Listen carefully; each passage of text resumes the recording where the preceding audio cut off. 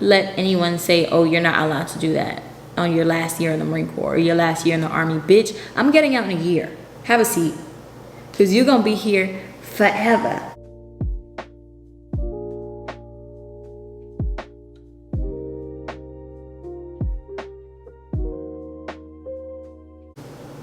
Good morning, guys. Welcome back to my channel. If you are here today and you are a veteran, this video is for you. So a lot of people ask me, what are their benefits for school when they get out? A lot of people are unaware that they can attend college for free after the military.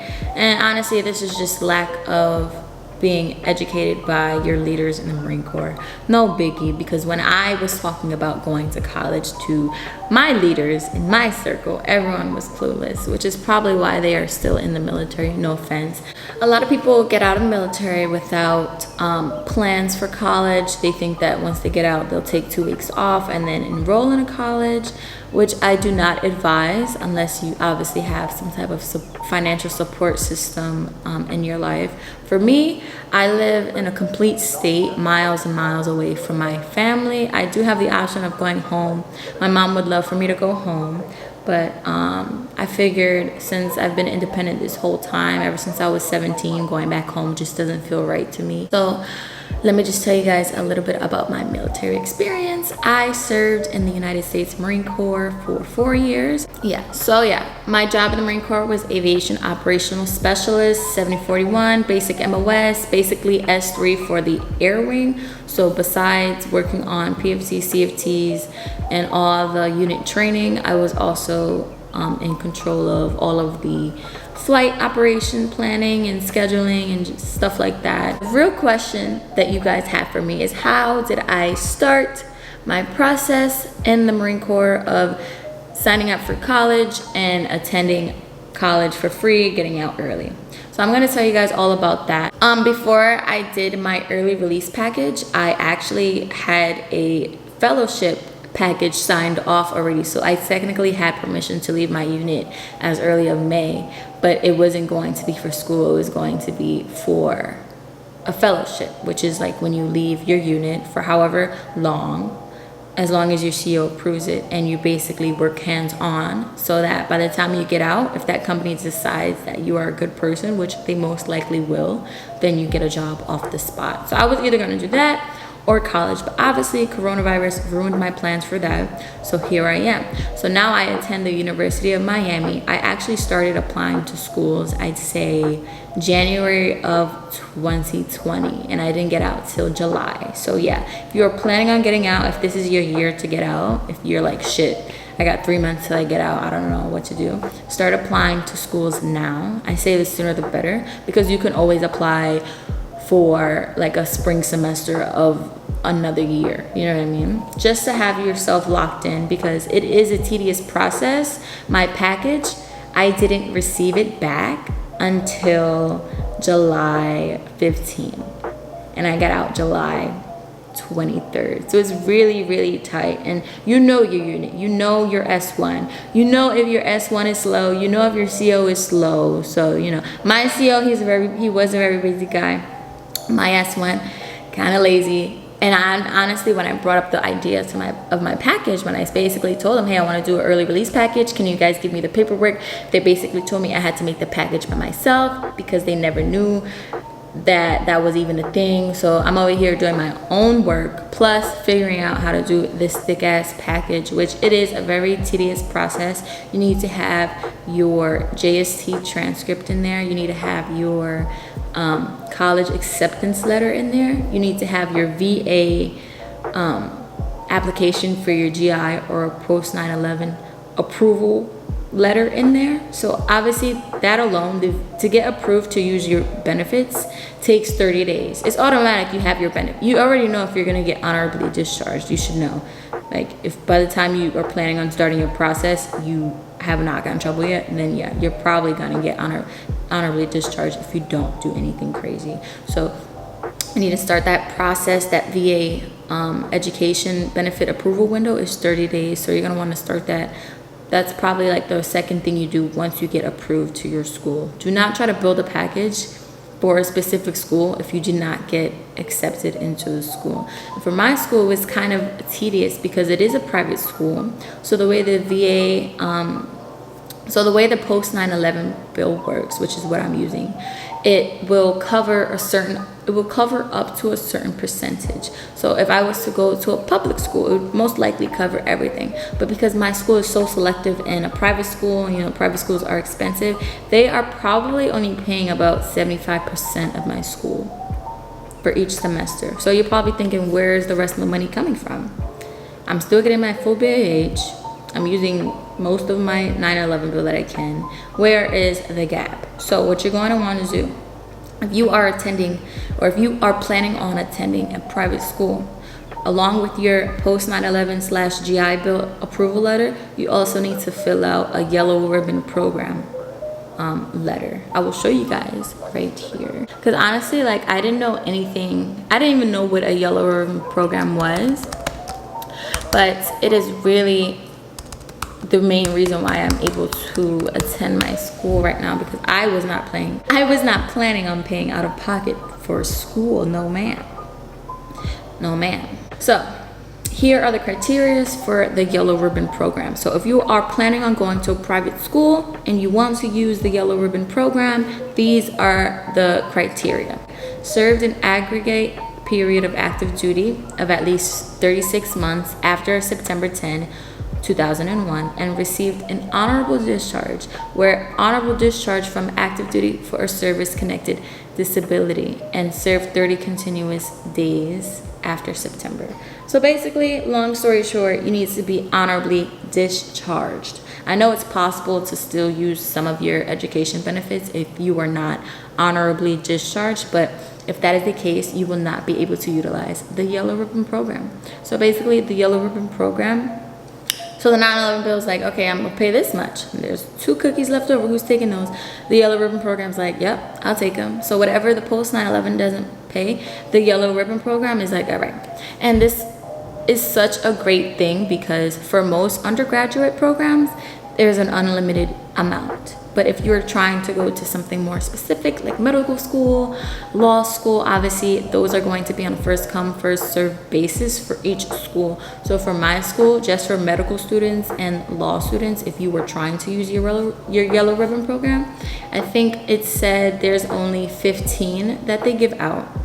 So you really have to be on top of your shit, 10 steps ahead of everybody, because most people don't have this information.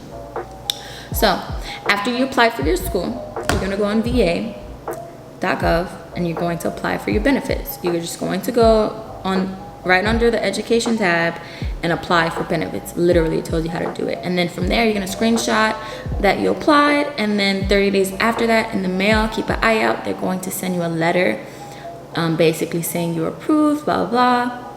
And I really like the va.gov website because there's so many things that you can use.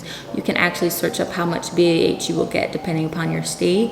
I know that certain parts of Florida gets less BAH, but because I am in Miami, I am getting $2,500 a month for my rent. And I think that's really good because my rent's not even that much. The rest of the money into my savings, new hair, weed. No, I'm just kidding. Depending upon your state, don't just apply to school and be like, well, I want to go there. You really have to sit down and say, can I live off of this BAH? Because obviously you're not going to find a job right when you start school. Obviously you're gonna need some break. So can you survive off of that BAH? I know places like Jacksonville, North Carolina, where I just was stationed at. If someone decides to get out and go to school and stay in Jacksonville, North Carolina, you're only gonna get $1,100 a month, and that's nothing, to be honest. I would not do that for me with my car, my expenses. Ooh, honey child, baby, no. But yeah, so after you apply for your school, you do your VA package, you do your yellow ribbon package. The way that you can access your yellow ribbon application is not going to be through the VA, it's going to be through your school.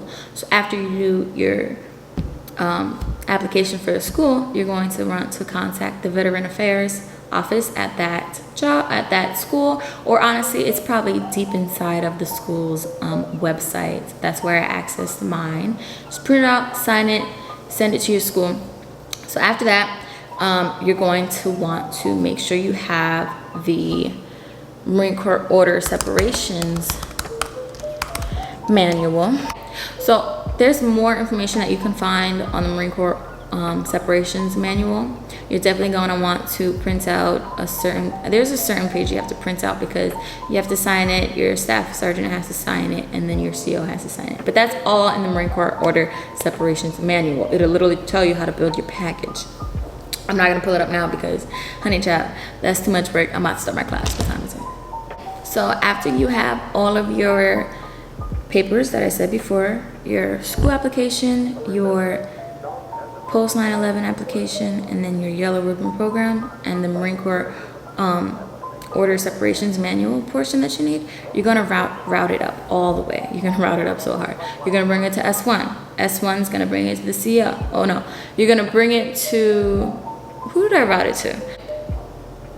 My staff sergeant, my OPSO, my S1, my CO, my sergeant major, my XO, MAG, headquarters, CO, and then MAG, headquarters, XO, and then it went all the way up to the wing. And then the general, I forgot which general signed it, but yeah, basically the general has to sign off on you basically leaving the military early. And I know you're probably like, oh, my shop will never let me do that. Why are you letting these people control you? Ew. Tell them that you have a package and you need it signed up. Because a lot of people told me in my S1, oh, I don't think the CO is gonna approve that. Well, guess what? You're gonna try right now. How are you supposed to know if you don't find out, you know? So I had got a lot of negative feedback for wanting to leave early. But at the end of the day, I was working around all these people who had already had their degrees, and I was just this dusty, crusty little 21-year-old girl. So like I can't be here no more. I don't like being on the bottom of the food chain in my work environment in anything. That's just me though. I don't like I can be the new person, but trust me, I'll be the best new person. I just don't like not having, you know, all the shinies as everyone else. I just had to get out. So I told my staff sergeant that I wanted to get out early. He luckily was on my side and said you should go for it, and here I am. I do attend the University of Miami. I moved out here with no family, no friends.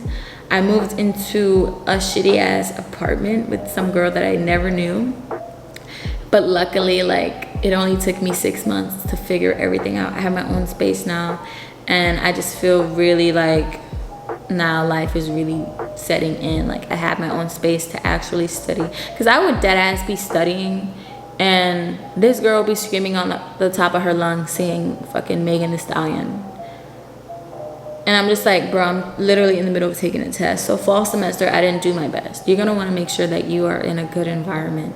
Don't just rush. That's a mistake that I made, but honestly it got me to where I'm at now. Don't rush. Do your math, okay? The reason why I didn't get my own apartment when I first got here is because I didn't really know the area, and I didn't want to put myself in a position where I can be murdered. But anyways, that's just my dark thoughts. Now I'm here by myself and I'm just living my best life. So yeah, if you are planning on getting out, make sure you start your process early, and don't let anyone say, oh, you're not allowed to do that on your last year in the Marine Corps or your last year in the Army. Bitch, I'm getting out in a year. Have a seat, because you're gonna be here forever. With me, I'm going to school. That was my energy. Because honestly, I really would go to work every day. I knew it wasn't for me. I don't know if it's because of that one unit, but I would literally go to work every day, smoke myself out in the smoke pit. At this point, like I was hitting the vape and I wasn't even feeling anything, but it was an escape from my office. And I'm just looking back at like all the shit I've done. I used to overly smoke my fucking vape, and I used to drink a bottle of wine a night, 20 years old. And it's like, damn, people do this shit for 20 years. Could you imagine? Thank you guys so much for watching my video. If you enjoyed this video, make sure you give it a thumbs up. Also subscribe for more juicy content. I look forward to seeing you guys in the next video. Thank you so much for all the love and support. And I will also leave the link down below to my Instagram.